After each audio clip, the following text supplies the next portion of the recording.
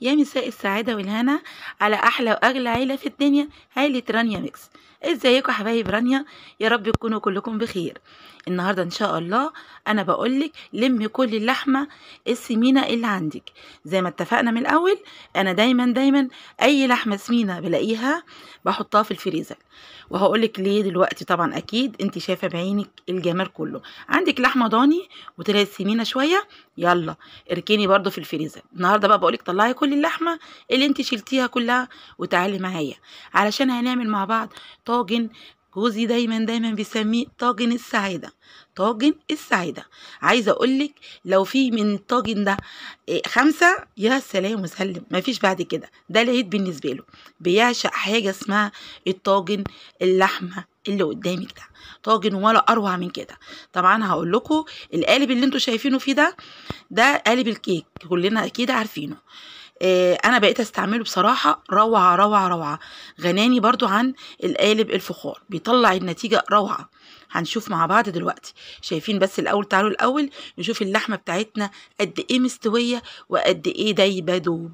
وغير الطعم بقى، يا ريت كنت اقدر اخليكم كلكم تذوقوا وتشوفوا الطعم قد ايه لذيذ، وقد ايه فعلا الطاجن ده يستحق بدل اللايك. لا انا عايزاه بقى 100 لايك، اقل حاجه تدوها لي بالله عليكم 100 لايك بس، بجد ولا اروع من كده. معايا دلوقتي حوالي بصل، بس بصل بقى هقول لكم بقى حوالي قد ايه بقى. حوالي نص كيلو، ماشي، نص كيلو من البصل. مقطعه جوليان او جوانح زي ما احنا عارفين، خشن يعني، مع شويه زيت ومعلقه واحده بس من السمنه، لان اللحمه اللي عندي سمينه. اول ما بحس ان هو دبل شويه بنزل معايا بجزر. انا كان عندي جزر مفرزاه في الفريزر، باخد منه حوالي كوبايه كده، او انت هتعايري بايه بعينيكي. وبنزل دلوقتي بفلفل الوان. انا طبعا ما كانش عندي للاسف فلفل اخضر كتير، فانا كنت اللي مخزناه كان احمر واصفر. خدت منه برضو حوالي زي كبشة كده محترمة، او ممكن نقول 2 فلفلتين. دلوقتي انا ما لقيتش غير مثلا يعني هنقول قرنين 3 كده من الحامين، قطعتهم. بس لو كان في اخضر طبعا كنت حطيت. طبعا انا بقول لك ما تربطيش نفسك، عندك اخضر بس هتحطي اخضر بس، اللي موجود عندك حطيه. يبقى احنا دبنا البصل ونزلنا بالجزر المبشور، وبعد كده بننزل بفلفل الوان او فلفل اخضر بس، حامي او بارد ده حسب رغبتك انت. بقلب شويه لحد بس ما ابتدي ايه يدبل معايا كده دبلان، مش عايزه اكتر من كده. وبعد كده بننزل بقى بايه دلوقتي مع بعض، هنشوف مع بعض. انا بقلب كويس. طبعا انا لميت كل اللي كان عندي في التلاجة، انا للاسف ما كانش عندي الاخضر كتير. بنزل دلوقتي بفصين توم محترمين كده، بروح مقطعهم ناعم وانزل بيهم. زي ما قلت، اللي متابع رانيا على طول عارف ان انا بحب اقطع التوم عشان احس بالنكهه بتاعته، لكن التفريز ده قليل بصراحه. تعالوا بقى ننزل دلوقتي. انا للاسف ما كانش عندي صلصه، على دي اخر الصلصه اللي كانت عندي، بس يعني تعمل حوالي ايه، تعمل معلقتين كبار من الصلصه. بنزل بالصلصه كده وبقلب شويه، وبعد كده بكون مجهزه اللحمه بتاعتي مسلوقه زي ما انت شايفه كده. طبعا احنا قلنا هنلم كل اللي عندنا في الفريزر، باخد كله. دي كانت عباره عن لحمه سمينه. اللحمه كل انا يعني كل ما كان يبقى عندي جزء سمين احطه في الفريزر. على لحمه برضو من اللي هي اللحمه الضاني، وانتوا عارفين طبعا اللحمه الضاني الاحمر فيها بيبقى قليل. ولو جاتلك مثلا جالك من بره مثلا هديه او الكلام ده، فانت ما بتقدريش هتتكلمي في ايه. بس طبعا انا حابه مع قلب جوزي بصراحه، هو عايزها كلها سمينه. فالمهم بجد الاكله دي مش اي حد اللي يتمنيها. ويا ست لو انت ما بتحبيش السمين، جربي بس مره واحده بس، وقولي لي رايك في الكومنتات. وبنزل دلوقتي بلورا. عندك ورق لورا هتحطي، عندك مطحون منه هتحطي، فلفل اسود، وبتقلبي. طبعا هتجيبي طبعا كل التوابل اللي عندك بهارات لحمه طبعا مش هتقول لا. الحبهان ممتازه، هنحط دلوقتي الحبهان مع بعض. قرفه اللي احنا حطيناها دلوقتي، شايفين قرفه قد ايه، لان كانت الكميه معايا كبيره، فاعتبر حطيت معلقه كبيره عشان النكهه تبان معايا. بقلب كويس جدا، وزي ما قلت لك لو في حبهان هتحطي. بنزل دلوقتي بنص شفشق من عصير الطماطم، بتحطي حوالي نص شفشق. انت طبعا انت ما تربطيش نفسك بالكميات اللي انا بقولك عليها، لانك انت على حسب الكميه اللي انت هتكوني بتعمليها عندك او هتكوني شايلاها عندك في الفريزر.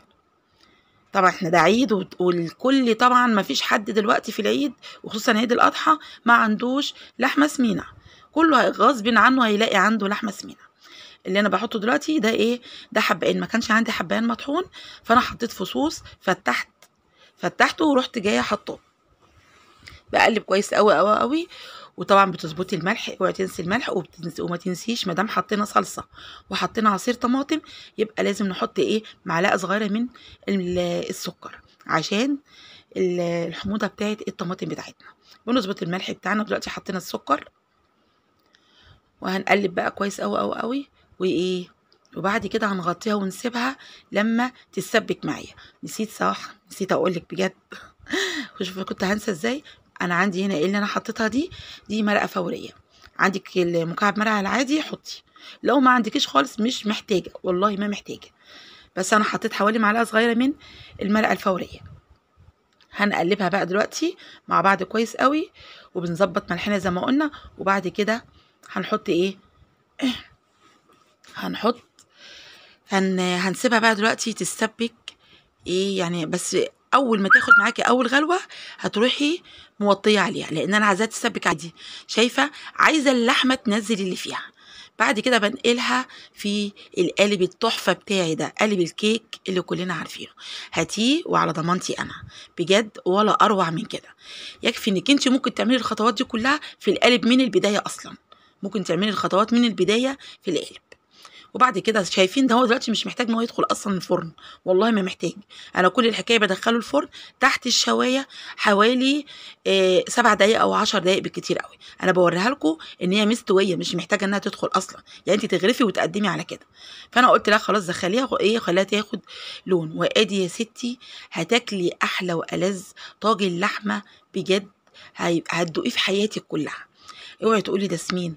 اليوم ده يا ستي مش لازم الدايت، وقولي اعتبريه يوم فري ومعلش تعالي على نفسك.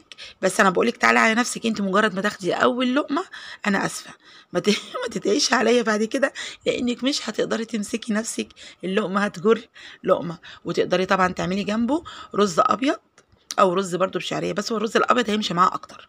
بس انا عن نفسي بصراحه ربنا الكل بياكله بعيش، كله بيعشقه كده زي ما انت شايفه. بس يا والله بجد بجد بعد ما تعملي الطاجن ده بجد عادي. بصي انا مش عايزه منك اكتر من الدعوه واللايك الجميل بتاعك. اوعي تنسي رانيا حبيبتك باللايك الجميل. لو استفدتي فعلا من الفيديو ده ما تنسينيش باللايك الجميل بتاعك يا حبيبه قلبي، والف الف هنا، وكل سنه وانتم طيبين وعيد مبارك عليكم. مع السلامه.